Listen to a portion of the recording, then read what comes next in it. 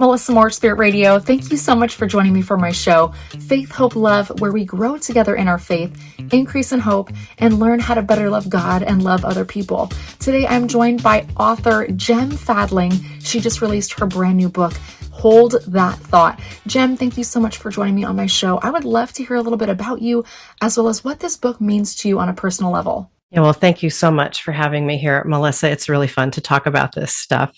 Again, my name is Gem Fadling. I run an organization along with my husband. It's called Unhurried Living.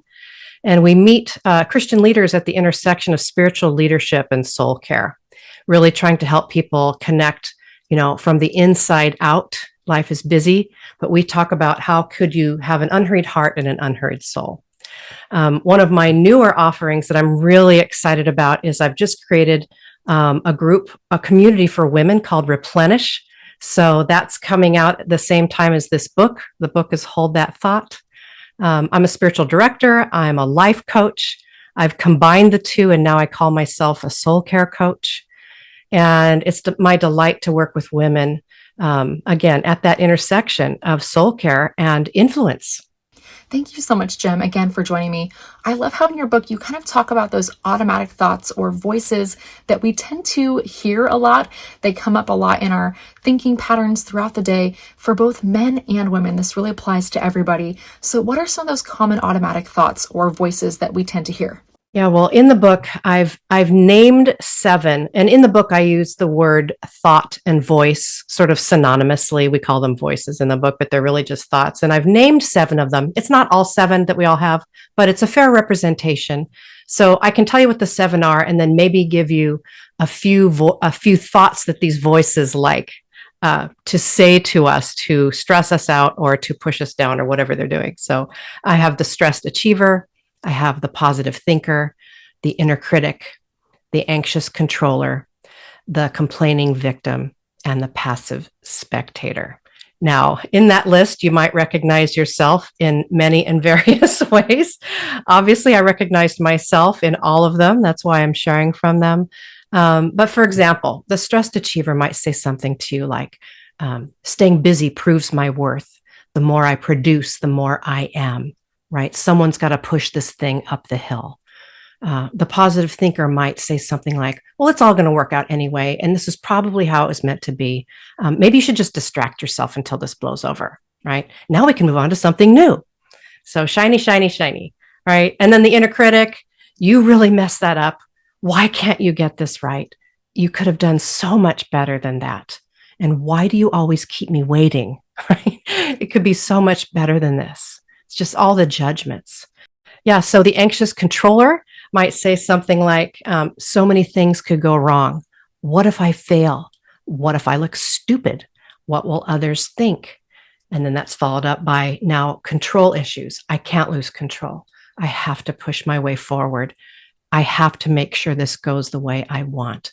And you can only be safe if you manage every detail. So that's the anxious controller. She's fully loaded.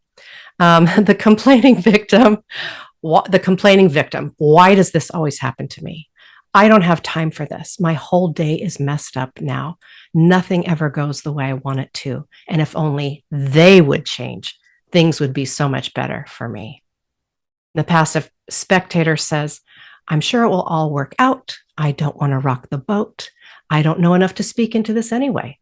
And my opinion doesn't matter. So someone else is going to step up, and I don't want to put myself out there. And then finally, the unsettled heart. She says, I'll never have what I need.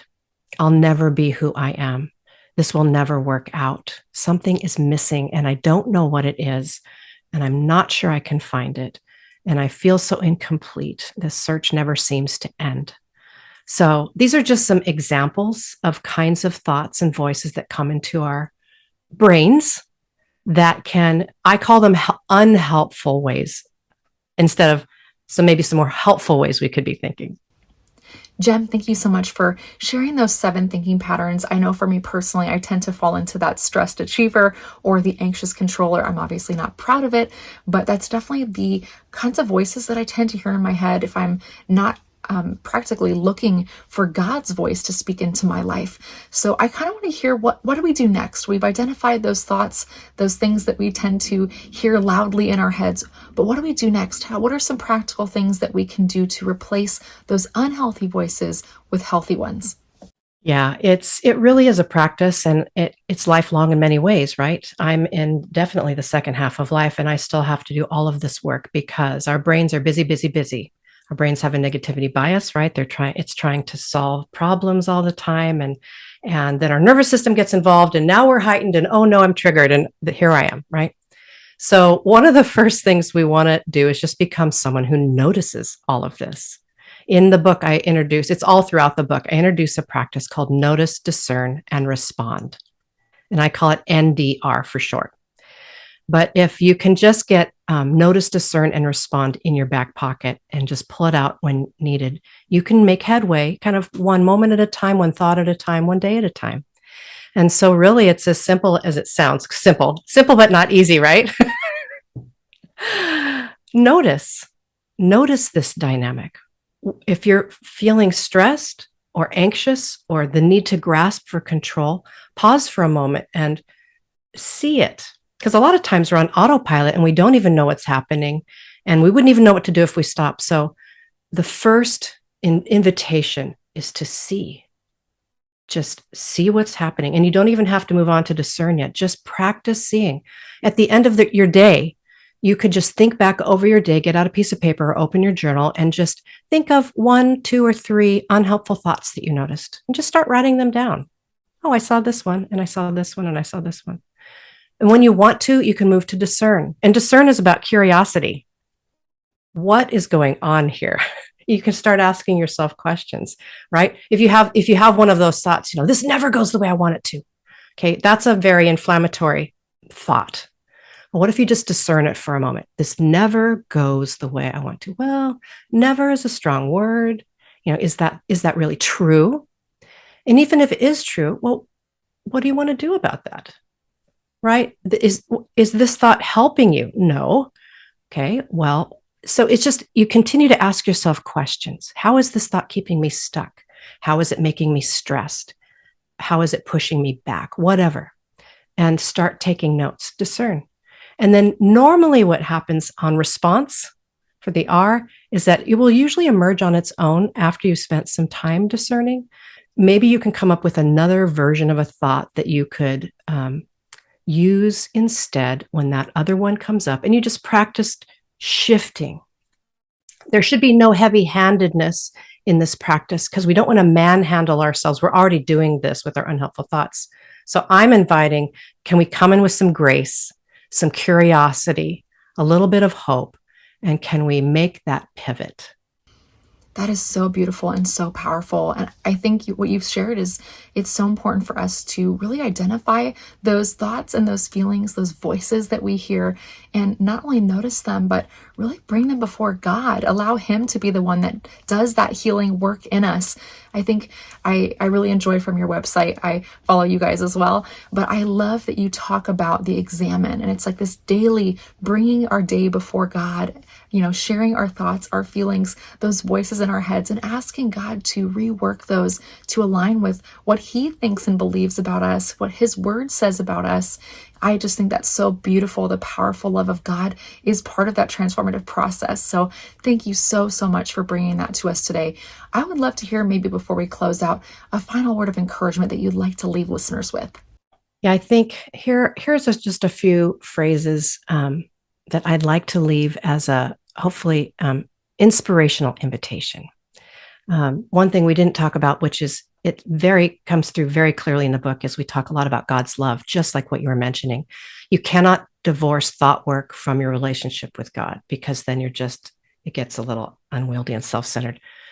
The other rail that we're riding on here is God's love. So whatever it means to notice your thoughts, make sure you're in touch with the love of the Trinity, the love of God, the grace of Jesus, the fellowship of the Holy Spirit. This is a really big piece of this work. And 2 Peter 1:3 says you already have what you need. You've been given everything you need for life and for godliness. So to remember, as you're taking on this new thought journey, maybe you have what you need inside. The Holy Spirit is within you and will guide. and you can trust that process. Gem, thank you so much just for taking the time to put this book out into the world. I think for us to be able to look practically at our lives and, invite God into that healing process, I think that's something that all of us need, no matter if you've been a Christian for 5 days or 50 years. I think we really need to take time to identify those thoughts and ask God, invite Him into that healing process. Thank you so, so much for putting out this book, Gem. How can we follow you forward, and where can we purchase your book?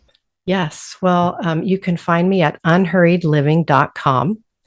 And if you want to go directly to this community for women that I just started, it's unhurriedliving.com/replenish. It's called Replenish. And then on Instagram, it's just my name, Gem Fadling. Search for Gem Fadling and you'll find me there. And I love to encourage on Instagram. So, and the book, buy it wherever you want. I mean, Amazon, it's by InterVarsity Press, so you can buy it at ivpress.com, wherever you can find a book.